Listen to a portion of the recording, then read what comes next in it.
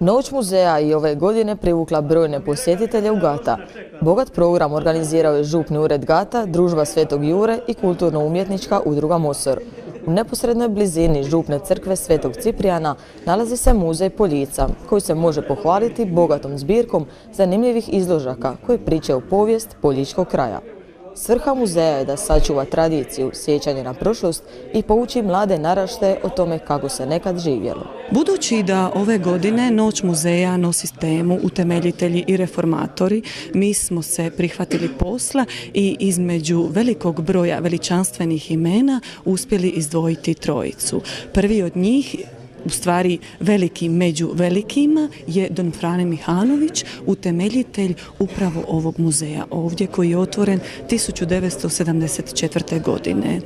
On je bio kroničar, povjesničar, književnik, zapisničar i u stvari nije on u Gatima za vrijeme svog župnikovanja ostavio nama samo ovaj muzej, već mnogo toga koje imamo priliku vidjeti u samom muzeju i oko njega, pa tako je tu i veličanstveni kip krune Bošnjaka, popa glagoljaša sa 12 katuna koji simbolično prikazuju u stvari Poljičku republiku.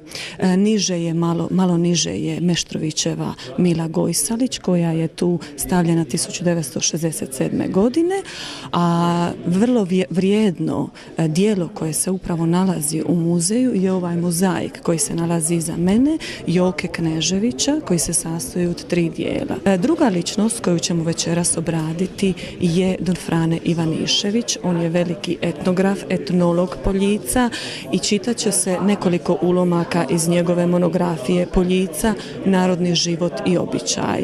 Posljednji u nizu, nama Gačanima posebno drag, je don Stipe Kaštelan, naš kazališni umjetnik. Naime, zahvaljujući upravo don Stipi Kaštelanu, koji je u Gata došao na župu 1911. godine, jedna era prosvjećenosti, u pravom smislu prosvjetiteljstva i preporoda je krenula ovdje u srcu Poljica. Program Noći muzeja upotpunila je kulturno-umjetnička udruga Mosor, koja je izvela Poljičko kolo, Poljičke igre u izvedbi najmlađih članova folklorne sekcije, te igrokaz biranja kneza prema predlošku don Stipe Kaštelana. Večera ćemo prikazati igrokaz biranja Poljičkog kneza, gdje će nas 8 mladića, članova kulturno-umjetničke udruge Mosor iz Gata, prikazati kako se to prije više stoljeća birao veliki poljički knez.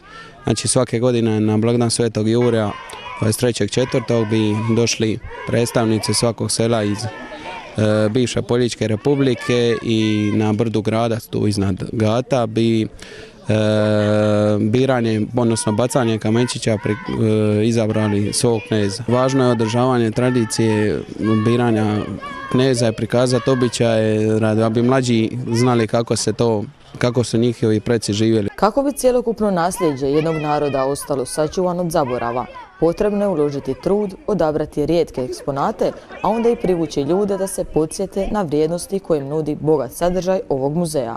Čuvari povijesti Poljičkog kraja i ove su se godine potrudili da udovolje svima koji su znatiželjno zavjerili u brižno čuvane škrinje naše hrvatske baštine.